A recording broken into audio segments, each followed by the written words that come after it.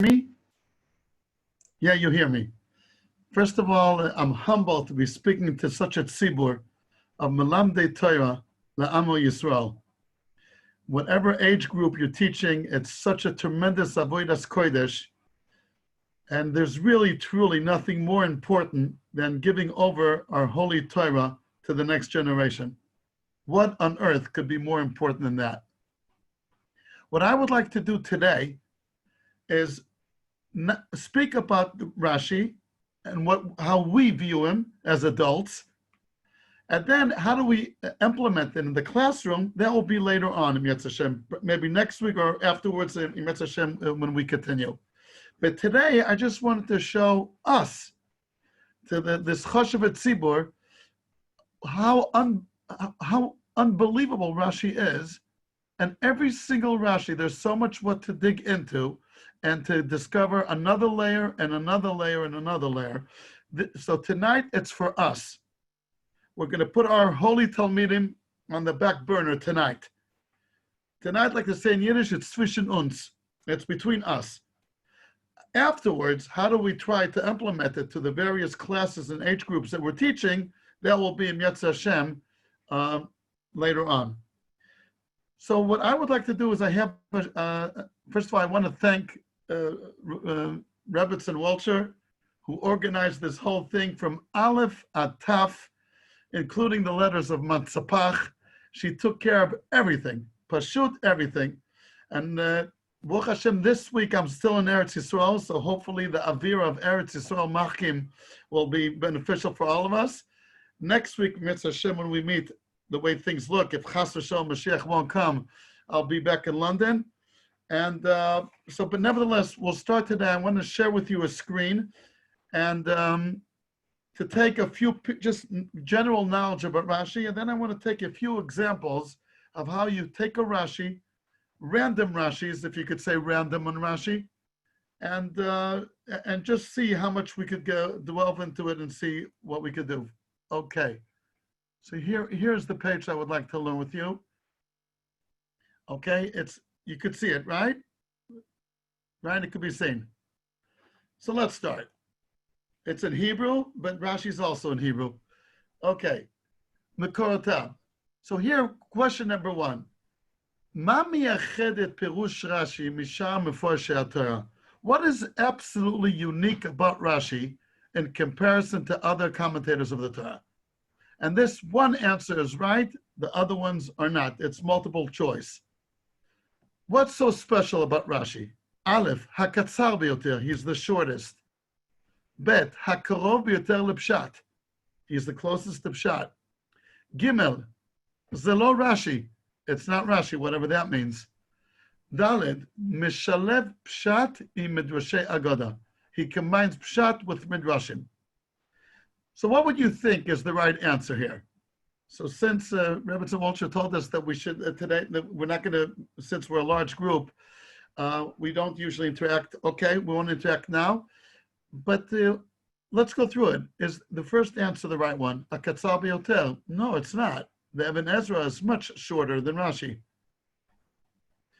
Hakarov biyoter lepshat, he's the closest one to pshat. Is that the right answer? No. The Rashbam in Parshas Vayeshev, Rashi's grandson, says that he had an argument with his grandfather, and he told his grandfather that his commentary is not enough pshat-oriented, and says the Rashbam, V'skini hodali, my grandfather admitted that I'm right. And if he'll have time, he'll rewrite it. So is it the closest one to pshat? No. Let's go to number 4. We'll skip 3. Mishalev pshat im midrashei agoda. He makes a very interesting combination of pshat with midrashim. Is that unique about Rashi? No, it's not. The Ramban does it a lot also, and other Mefarshim. But you know what the right answer is? Gimel. What do you mean Rashi is not Rashi? So who wrote it? He wrote it Baruch HaKodesh. No, but okay, that's not the point. Even though Rashi says it himself in Sefer Yecheskel that his commentary was written in Ruach HaKodesh. But what I mean to say is Rashi is a collection of Chazal. Rashi is the most Chazali commentator that exists. it's almost all of it is quoting Chazal. That's what Rashi is about. In each Chumash, he quoted, he had a main prime source, but Rashi is not Rashi. That's the best way to remember it. He's a Yalkut. There's one of the Rishonim that calls Rashi's commentary Yalkut. There's Yalkut Shimoni, Yalkut Ruveni, and Yalkut Rashi. We'll go into this a little bit more because today, again, I want to make sure we'll cover ground. What are the midrashim that Rashi drew his commentary from? So number 2, Amidrashim she'amdu b'fnei Rashi. Here they're all right. They're all. It's not multiple choice. They're all right. The prime source is Talmud Aleph, Talmud Bavli Yerushalmi. The Talmud, the Medrash Tanchuma, Medrash Rabbah, and Midrashis Tedvarim. Unkulus, of course. Midrashei Halacha. That means the Mechilta from Sefer Shmois Peragud Aleph onwards. This Sifra, which is Taras Kohanim and Vayikra, and this Sifrei, Bamidbar Dvarim. As if Rashi said to himself, I'm going to use the Medrash Rabbah for Sefer Breshis and the beginning of Sefer Shmois, because there are no Midrashei Halacha there. But once he reached Pashas Boya, Chodesh Zelachem, Rashi switched over to the Midrashei Halacha, and his main prime source is coming from that Medrash. And Vav Shah Midrashim. Okay, number 3. This is again just general knowledge about Rashi. B'chol chumash v'chumash, Rashi b'char lo makor ikari. And every chumash Rashi has a prime source. Aleph, and it's all Breshis Rabbah. Shmois till Perikid Aleph, Shmois Rabbah. You know the first Rashi in Chumash that says the Torah should have started from Chodesh Zalachem. That's where Midrashei Halacha start. The Mechilta, because up to then, it's not halachas. Vayikra Taras Kohanim Sifra, Bamidbar Dvarim Sifri. Okay. Why, number 4, how come there aren't Midrashei Halacha only from Shmois Peragud Aleph? Here again, multiple choice. Aleph, ki ein halachos ela misham. There's halachas only from there. Ki zu mitzvah rishoina shenitztavu ba Yisrael. It's the first mitzvah, Chodesh Zalachem. Atam lo yadua. Ki matchilim mehazman sheMoshe Rabbeinu tzivanu. We start where Moshe Rabbeinu started. So again, we'll skim through this. To say there aren't any halachas, but from then on, well, there's in Sefer Breshis, Peri Arvia, Bris Mila, Gid Hanoshe. So there are some halachas in Sefer Breshis as well. But it's the first mitzvah that was given to Am Yisrael, and number 2 is the right answer. Let's go to number 5. Ma miyuchad b'Rashi. So what's unique about Rashi? Imu b'sach hakol, he be divrei Chazal. If he's only quoting Chazal, so what's so unique about him? What's so special? To quote Chazal, many big Talmidei Chacham could do that. So let's give a look at number Aleph. Gilab Kiyut Madima. Rashi's showing his tremendous knowledge. That's what's unique about him. Bet Yadal Hatiim et Midrashim lePasuk. He knew how to make them compatible, the Medrash and the Psukim. Gimel Hosif Vegara Milashonam. Rashi added and subtracted from the terminology of Chazal. Dalet Yada Livchor HaMidrash HaTo'em Biyoter LaPshat. He knew how to select and choose the Medrash which is the most Pshat oriented. And the answer is Dalet. Of course, the Rashi revealed tremendous priyas. Also, Reb Chaim Kanievsky, Baruch Hashem, has tremendous priyas. It's not yet Rashi. That he knew how to make the Midrashim fit the Psukim. The Medrash itself does it. The Medrash is going on Psukim. But Gimel is also true. We're going to see a few examples soon. He added and subtracted from their words, Dalet, and he took the Chazal, which is the most appropriate for Pshat. Now, again, why is this important for us to know this? Because if I really want to get into the bottom of Rashi, if I really want to bite my teeth into Rashi, I got to look up his source.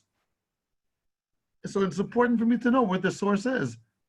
So there are Chumashim that show you the sources. Most of them do not. There was a great commentary called, they just did to Sefer Shmois, called Rashi HaShalem, that they showed each and every single source of Rashi. But from then on, from Vayikra Bamidbar Dvarim, we don't have any sefer that tells us specifically every Rashi where it comes from. But if I know that the majority of Rashis from Vayikra come from the Sifra, I could look up the Sifra. And then the Bamidbar Dvarim, I will look up the Sifri. So it's important because many times you reveal what Rashi really meant only by looking up his sources. And that happened to me many times in my life, and I'm going to show you a few examples in Mitzvah Hashem soon. But now, okay, that was just a general knowledge. Let's go now to our second part for tonight. So I understood from Rebbetzin Walcher that tonight we're going to have 3-hour shiur, right, Rebbetzin Walcher? A 3-hour shiur. Okay, don't worry.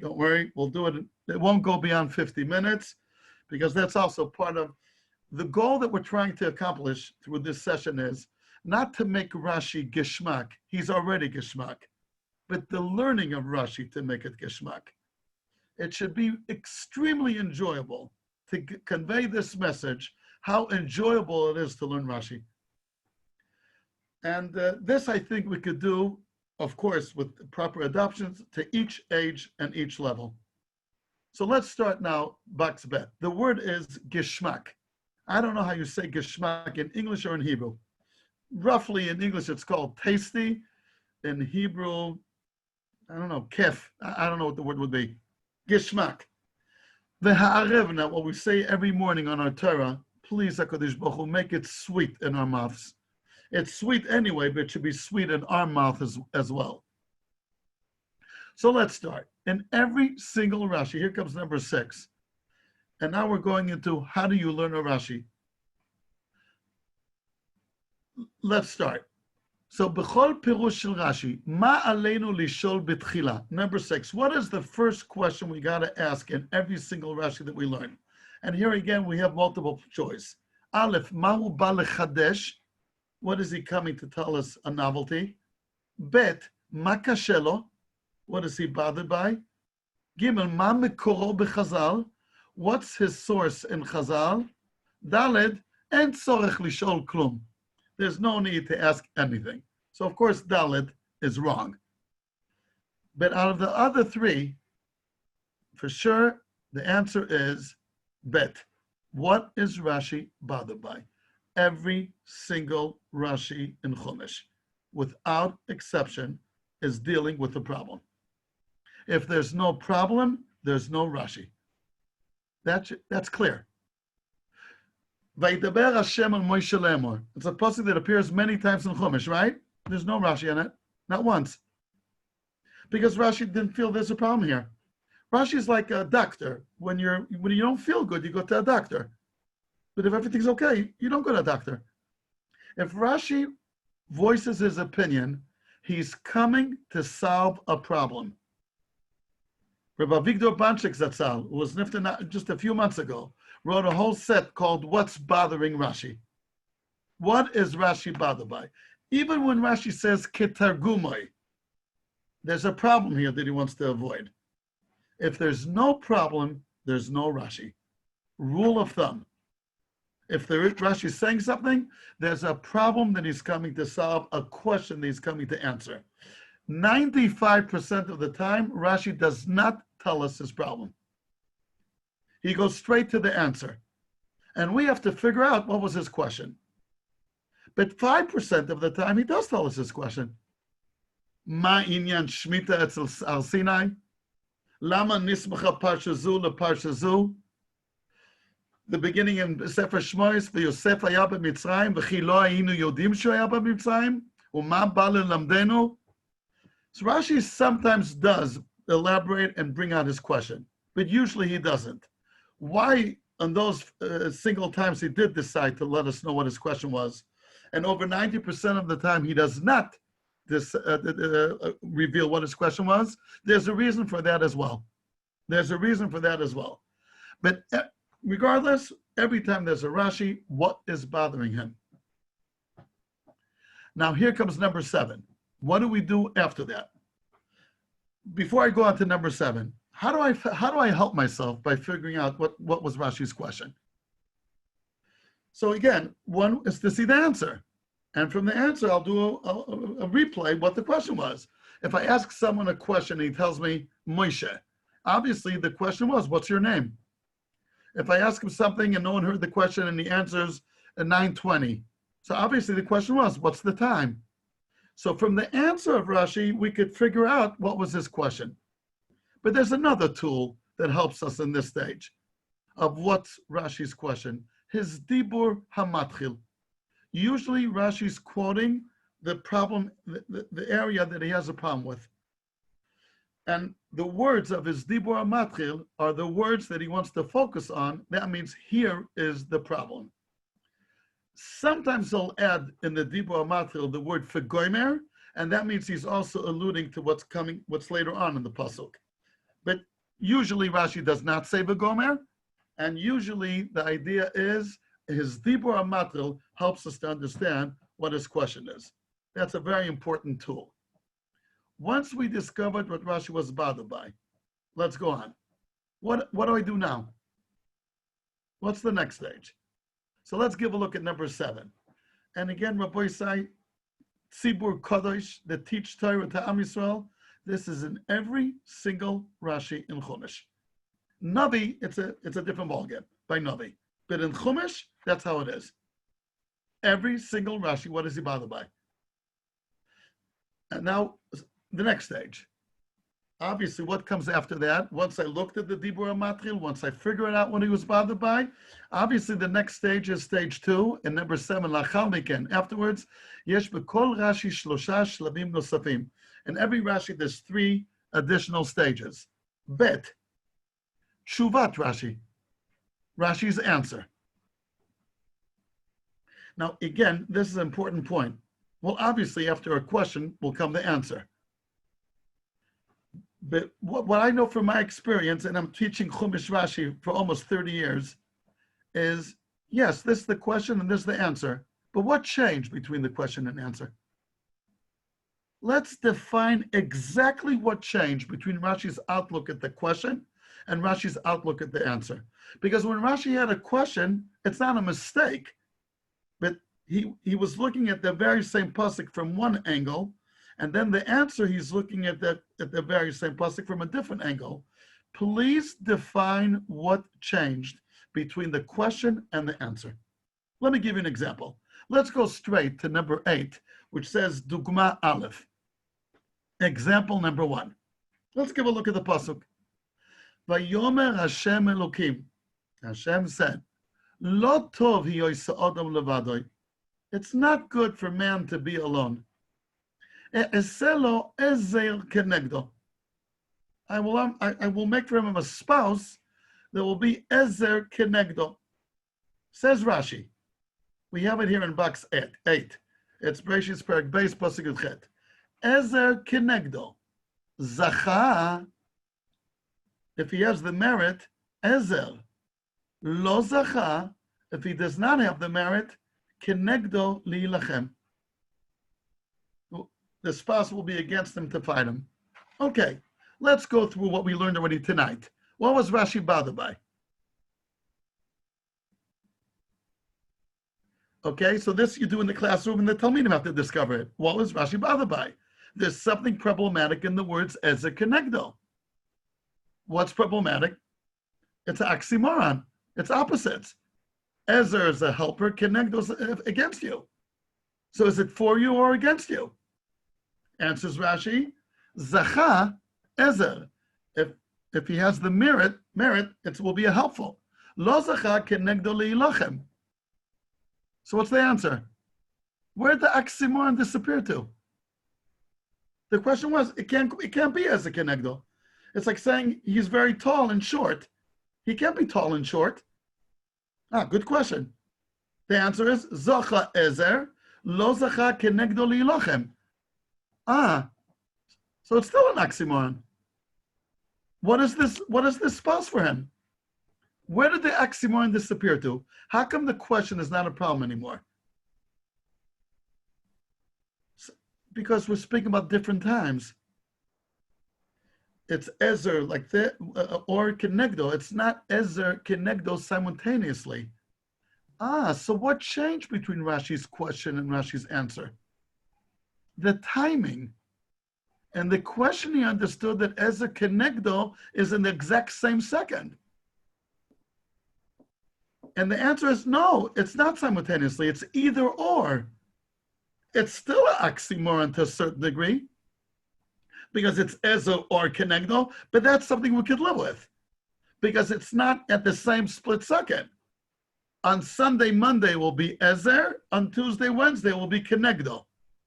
So what changed between Rashi's question and Rashi's answer? The timing. It's not both of them together, but it's rather either or. Before I go to stage 3, I'm still stuck in stage 2. Look at this Rashi again. Do you see something strange in this Rashi? Zacha Ezer. Lo zacha kenegdo lilachem. Rashi is adding a word which the pasuk did not say. The word lihilachem. Why did Rashi add it?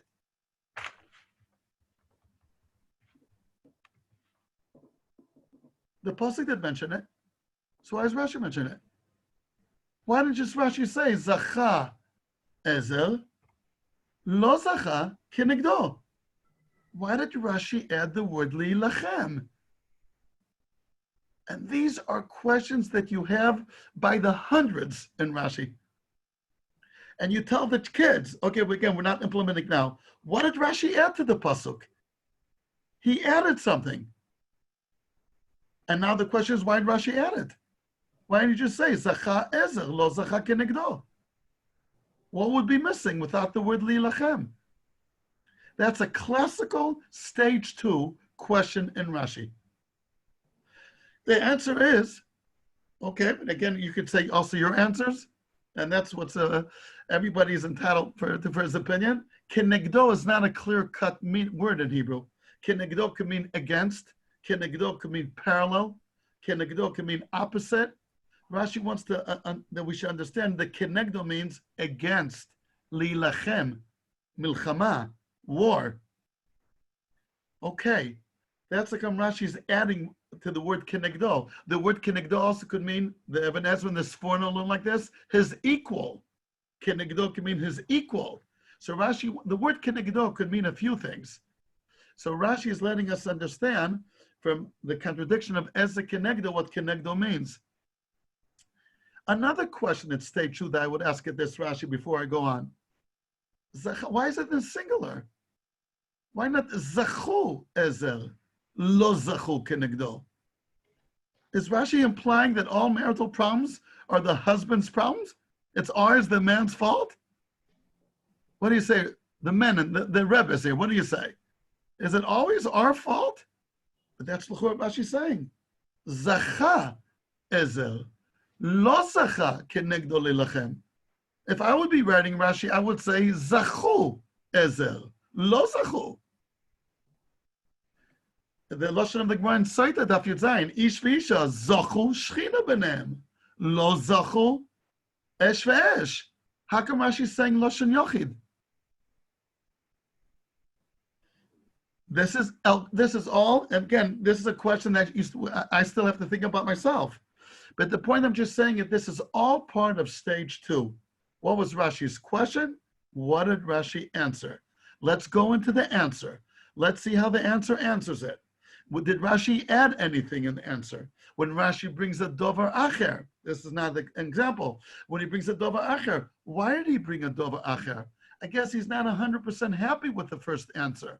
So he brought the second answer. So why didn't he bring only the second answer? Well, there's a problem in the second answer as well. Which answer does he like more? The first one, because he brought it first. Why does he like the first more than the second if they both have a problem left unsolved? These are all issues that you do at stage 2. And Mitzvah Hashem, as we'll go on, I'll show you, Bezrat Hashem, we'll learn together how you could do this at every level on almost every single Rashi.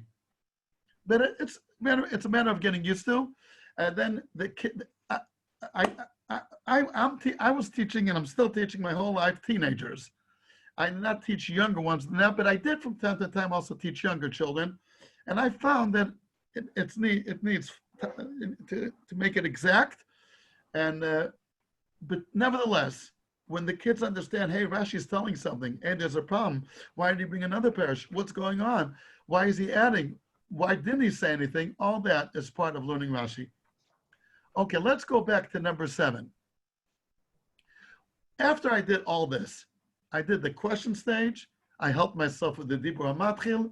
I went to the answer stage, and we saw if Rashi's adding words, not adding words, if there's a dover acher, not a dover acher. A key question, again, I'm just repeating myself, is what changed between the question and answer? This is extremely helpful to any kind of comprehension. When you learn a Tosfos in Shas, there's a question, there's an answer. What changed? Tosfos did not make a mistake at his question. He was just looking at it from one angle. And the answer is saying, no, let's look at it from a different angle. Let's define the change. I remember once I had a Talmud that told me, I could tell you what Rashi's question was, what's Rashi's answer. I cannot tell you what changed, which means it's not a complete understanding. Okay, going back to number 7, Gimel, and this is where the real fun starts. I'm going to emphasize just here. Lachzor v'livdok, go back and revisit and recheck. Ketzat pirusho nichnas letoch mahalach hapasuk. How does Rashi's commentary fit into the flow of the pasuk? That's stage 3, meaning I did the first 2 stages, Rashi's question, Rashi's answer. I got it. Now just please bother yourself for another 90 seconds, reread the pasuk over again and see if it stims. Does it fit in? Of course it has to fit in, but does it fit in easily or not? Usually, no problema. There's no problem. But sometimes there are major problems. Let's look at the Rashi that we just now saw now. In box number 8. Let's start from the pasuk from the beginning. Vayomer Hashem Elokim, HaKadosh Baruch Hu said, Lo tov hiyot adam levado. Nebuch, he's all alone. He needs companionship. It's not good to be alone. Let's help him out. Let's give him a hand. Eselo Ezra Kenegdo. What does Rashi mean according to Ezra Kenegdo? Ezra, if he'll merit, it will be a helper. Kenegdo, she will make his life miserable. That fits into the pasuk. The pasuk says, let's improve his situation. Lo tov hiyot adam levado. It's not good. Let's help him out. Kenegdo helps him out? Is that giving him a hand? No. So how does it fit into the pasuk? How does the Kenegdo fit into the pasuk? The Ezer fits in beautifully. Let's help him out. Let's give him a spouse that will be a helper. Lovely. In England, they say lovely and brilliant. I never got the chiluk when you say lovely, when you say brilliant. So I'm machmir, I always say both. Lovely, brilliant. Right? How does Kenegdo fit into this pasuk? This makes you think. Hey, Rashi, it has to fit in. If Kenegdo means lihilochem, how does that fit in? Let's help him out and give him someone that will fight against him. That's called stage 3. How do you smooth in Rashi's commentary into the flow of the pasuk? So if you're just looking at the words as a Kenegdo, fine. But you got to look at the whole pasuk and to see that it flows and it fits in and it merges to one. And many times it does not. And we're going to see a few examples on that as we go on. Okay, number 4 in Rashi, this is not obviously in every Rashi, but to clarify and to bring out what is the idea, what's the message that Rashi is coming to tell us. A Musar message, a philosophical message.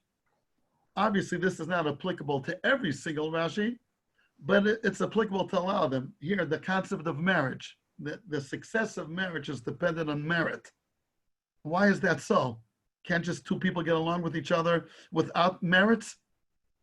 It has to be something which is a little bit not natural, that the marriage should work out. It has to be a special schus, zacha. What's the idea behind that? That's the 4th level. And then obviously it changes from the ages of your students. Obviously, the younger they are, the more simple it has to be. What is the message? What do I go home with? What can I say at the Shabbos table that I learned from this Rashi? So those are the 4 stages. Again, stage 1, what was Rashi bothered by? Help yourself with the Dibur Matril and so on and so forth. Stage 2, what did Rashi answer?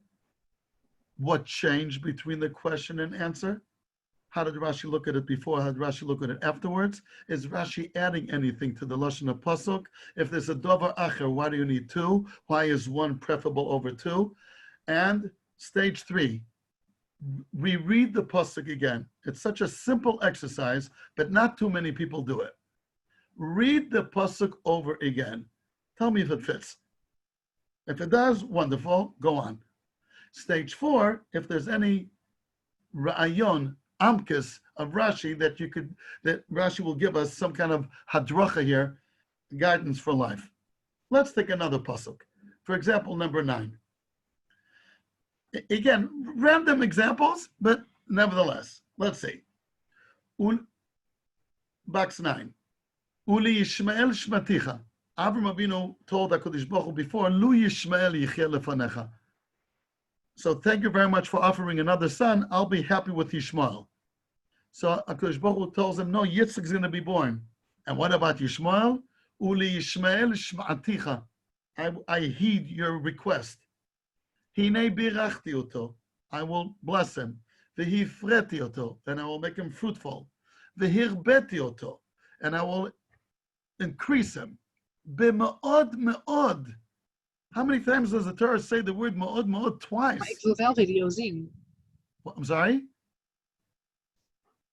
Ma'od ma'od. Which means the billion Muslims in the world is because of this ma'od ma'od. Shnei masar nisi'im yolid. He will give birth to 12 princes. Unetativ legoy gadol. He will be a great nation. Let's look at the Rashi there. Shnei asar nisi'im. Ke'ananim yichlu. They will evaporate like clouds. Nisi'im also means clouds. Kamo, Rashi brings a pasuk in Mishlei, Nisi'im v'ruach. The pasuk says, Nisi'im v'ruach v'geshem ein. So meaning, they won't have a long life. Like we're going to say in Rosh Hashanah Yom Kippur, Ka'anan kaleh. Like a cloud goes away. Let's go through the stages. What was Rashi bothered by? So the Maral and the Gurari on this spot, it's here in our box here, number 9. Ka'ananim yichlu. Says the Maral, the imloken. If that's not what the pasuk means, lama kara shmam nesiim? Why are they called nesiim? V'lo shvatim, tribes. Como gabe b'nei Yaakov. There's a much more common word called shvatim.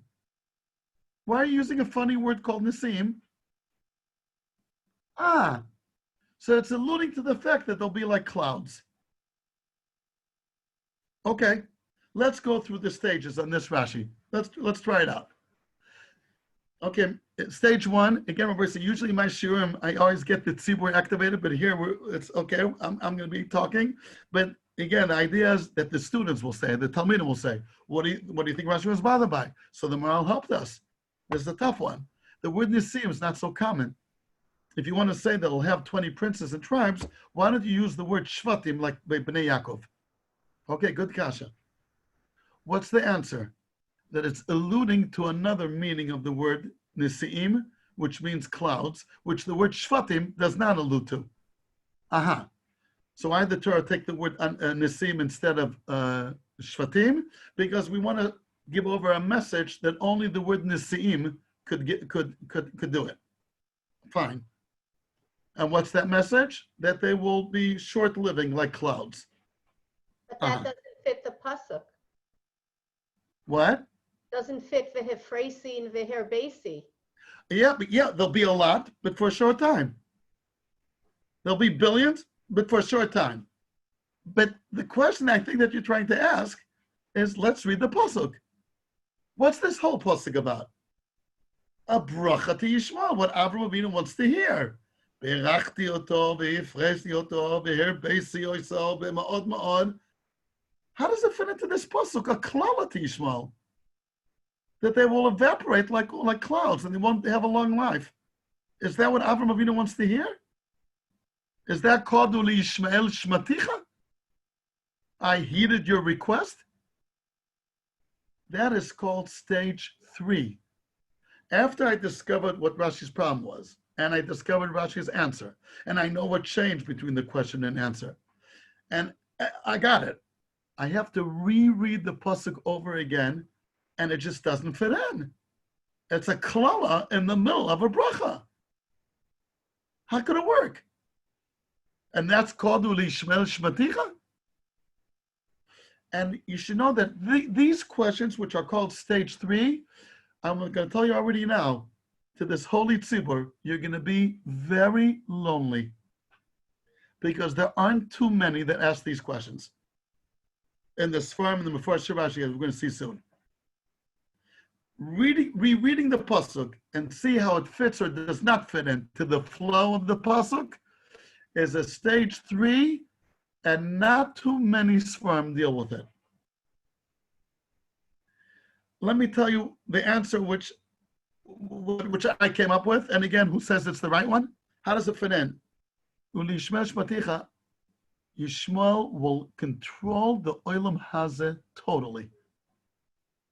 That's what Yishmael wants, and that's what he'll get. But the idea is he will live as long as olam hazeh is going on. It is a bracha by saying, I'm going to give over to him olam hazeh. But I want to make sure clear, it will not go beyond olam hazeh. It's going to stop in olam hazeh. And that's what it means, ka'anan yichlu. Ka'ananim yichlu. Obviously, this has a lot more to go into, but we're going to go on. What is the idea behind this Rashi? Going into this Nakuda that olam haba is only for Yisrael, not for Umas Olam. All their brachas are olam hazeh oriented. The brachas given to Esav are olam hazedik. It's what Rashi is saying in different words is he's getting olam hazeh. Why can't a goy make it to olam haba? Could goy make it to olam haba?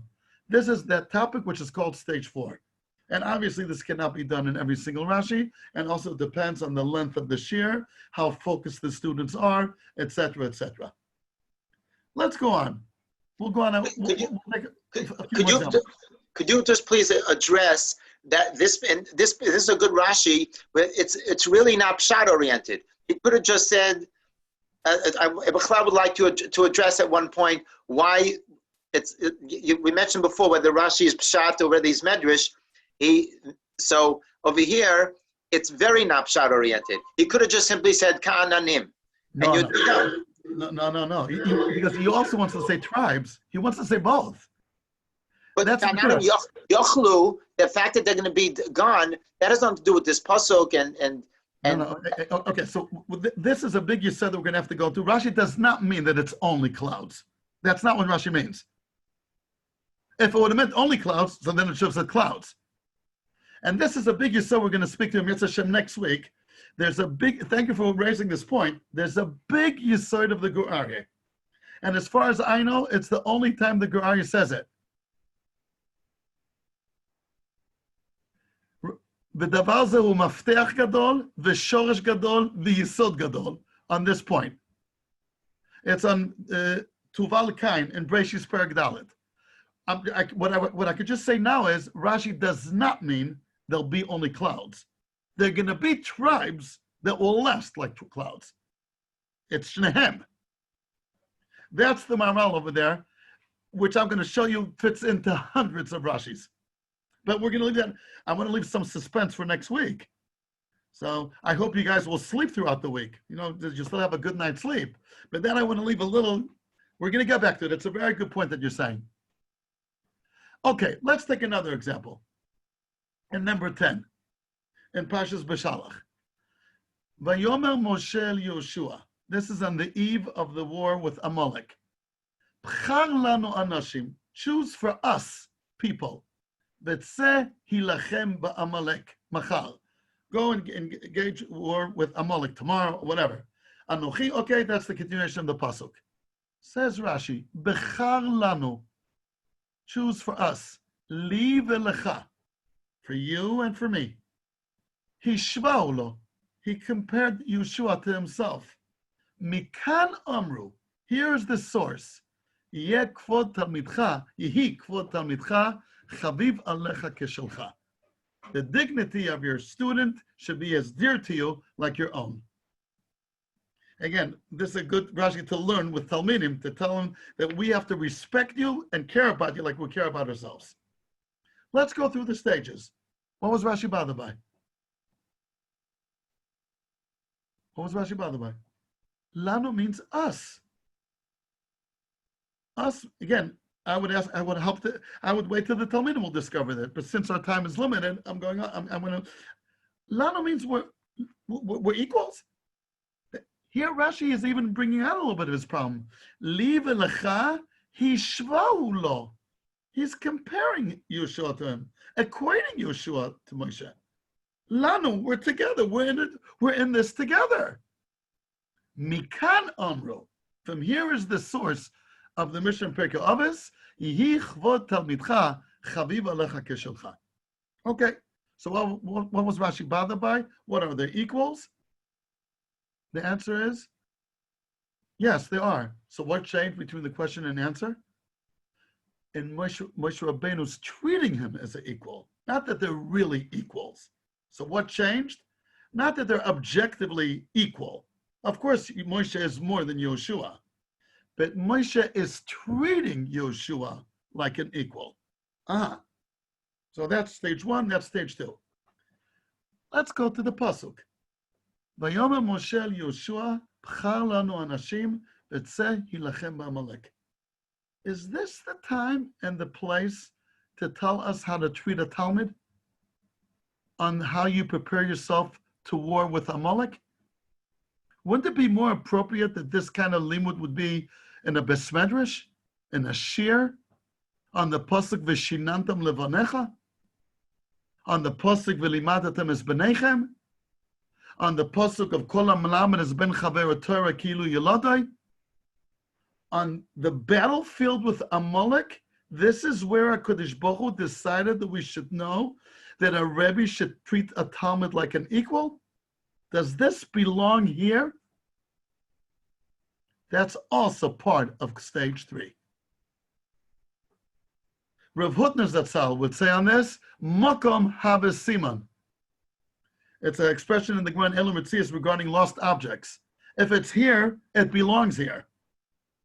Why is it here? What does this have to do with Amalek? Apparently, it has a lot to do with Amalek.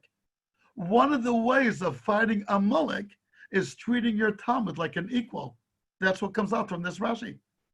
If it had nothing to do with Amalek, why is it mentioned in the pasuk of Amalek? I'm sure Moshe Rabbeinu told Yeshua many times the word Lanu, not recorded in the Chumash, but many times he said Lanu. So why is the Torah recording it only here? That's stage three, which opens a new level in understanding Rashi. What is it doing here? And in a nutshell, I'll tell you the answer. Amalek, his whole essence is to increase zilzul in the world. And the antidote to Amalek is to increase covet into the world. Amalek is coming to say that even whoever's superior to you should not respect. And the answer to that is even someone who's inferior to you, you should respect, equal to you. Last example for tonight. I don't know if it's night by all our listeners. Okay, here in Eretz Yisrael, it's night. Let's take a pasuk that we all know by heart. Leman yirbu yemeichem v'yemei v'neichem. We say it twice a day. Keep the Torah mitzvahs that your days should be increased. Ala Adama, on the land. Hashem nishba Hashem lavaseichem. That Hashem promised to our office. Lases lahem, to give to them. Kimei Hashemayim ala oretz, like the days of the sky over the earth. Look at Rashi. Latet lahem. Here Rashi spells out his question. Latet lachem en ktiv kan. It doesn't say to give to you, to the generation that's about to enter Eretz Yisrael. It's in Sefer Dvarim. Ela latet lahem, to give to them. Who's them? The Avos. The Avos were not alive when we entered Eretz Yisrael in the days of Yeshua ben Nun. Mikan matzinu lemidim tchias hamesim min haTorah. Here is the source that there'll be tchias hamesim from the Torah. So whenever we say this twice a day, pinch yourself when you say the word latet lahem. The others are going to come out of the Maras Machpelah in Tchias HaMeisim, and they're going to inherit the land. That's what the pasuk says. So let's go over the stages. What was Rashi bothered by? Rashi says what he's bothered by. It should have said lachem. Why does it say latet lahem? Lahem means them, the others, not you. The others were not alive. Okay, so the answer is it's referring to the others, not to us. Is this the only time that it says in the whole Torah, lases lahem? I can tell you, no. It says many times, lases lahem. How come Rashi is here bothered more than elsewhere? We're going to have to compare it to other times.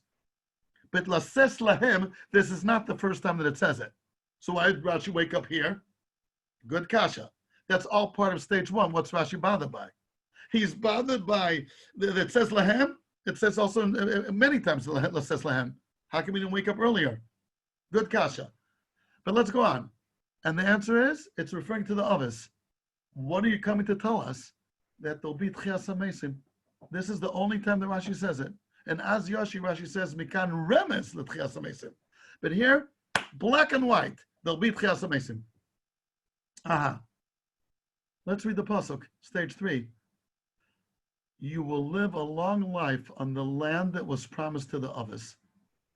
The topic of the pasuk is Eretz Yisrael, the promised land. Why, when you're speaking about Haftachas Haaretz, you are letting me know there'll be Tchias HaMeisim? Is there any intrinsic relationship between Eretz Yisrael and Tchias HaMeisim? It has to be. Otherwise, what is it doing in this pasuk? And this opens up again a whole sugya. Eretz Yisrael is a Jewish value. Tchias HaMeisim is one of the Yud Gimel Ikrim. Are they necessarily intertwined with each other? I would never put them together. But the pasuk that tells us there'll be Eretz Yisrael, the promise of Eretz Yisrael, is the pasuk that tells us there'll be Tchias HaMeisim. So there is an intrinsic relationship. We got to figure it out what it is. That's called stage 3. Okay, Rabbis, I would like to conclude just with a story that I had with Rav Chaim Kanievsky. It's pretty known, but I would like to share it with his oilam. Where will Tchias HaMeisim take place? It's going to be in Eretz Yisrael, which is already the beginning of connecting these two together. But where in Eretz Yisrael? In Geula, there's a neighborhood in Yerushalayim called Geula, the redemption. In Har Zeisim, Har Nof, because it's near Har Menuchas. Well, where in Eretz Yisrael will take place? Says the Maharal in Parshas Vayechi, on the pasuk Ukfatani b'Kfur Rasam. Says the Maharal, it will happen. They're all going to pop out from Maras HaMachpelah. Could you imagine that scene? Millions and millions of tzaddikim v'tzidkoniyos are all popping out from Maras HaMachpelah. Says the Maharal, v'dover zeh mevuar b'Chazal. Chazal said this in the Medrash. And part of my job on the Gurari was to find the sources of the Maharal. This is 30 years ago when I was in Gurari Breshis. I couldn't find the Chazal. Where do Chazal say that all the Mesim are going to pop out from Maras HaMachpelah? They want the computers that we have today, but they were telling me the Chachamim, and I asked, and no one could tell me. Someone told me there's a Yid who lives in Kiryat Arba who compiled all the Chazals pertaining to that area. Call him up. What's his phone number? Until I got it, I called him up. He says, call me back in 2 days. I called him 2 days later. He said, I don't know. It's obviously how the Maharal understood a Chazal. So I wrote on the bottom of the footnote, I don't know where this beautiful Chazal is. A year later, Reb Chaim Kanievsky was walking in the street in Bnei Brak by himself. Next to his house. Today, this will never happen. By himself. Oh, I'm sorry. And I ran towards him. Okay, sorry. And I ran towards him as fast as I could. And asked him, Rebbe, can I please ask a question? Yes. The Maharal says that all the Mesim are going to pop out from Maras HaMachpelah. And he says it's written so in Chazal. Please, where's the Chazal? tells me Reb Chaim Kanevsky, he spoke to me in Yiddish, I answered him in Hebrew. The Maral zog das I said, yeah, in Parshas Vayechi. Psh. And then he's mumbling to himself in Yiddish. While he's walking home, it was for 90 seconds. And the Bavli is niddo. It's not in the Bavli. And the Yerushalmi is niddo. And the Medrash Rabbah is niddo. And the Yalkut Shimoni is niddo. And the Medrash Halacha, what we learned before, Mechilta Sifra, no, nishdo. And Medrash Tanchuma is nishdo. In the Zoya Kodesh, it's nishdo. Staka Mashmos in Tikkun Zohar. I think he said letter Vav. He scanned Kol HaTorah Kula in 90 seconds. I heard it with my own ears. Half of a fella. But what I want to just conclude with, this pasuk is a little bit of proof to what the Maral is saying. On which individuals did the Torah say that Tchias HaMesim will take place? On Moshe Rabbeinu? No. On Aaron HaKohen? No. On the Avos. The Avos are the ones buried in Mas Machpelah. They're going to be first come, first served. They're going to be the first ones to come out. Who's going to megala to the world that Tchias HaMesim took place? And CNN will start saying, special report, resurrection of the dead. Here, Avram Avinu popped out. If it's going to happen in Mas Machpelah, it's very understood why the Avos are going to be the first ones to come out. Mu'od muvan. It's not enough of a raya, but it's a dmus raya.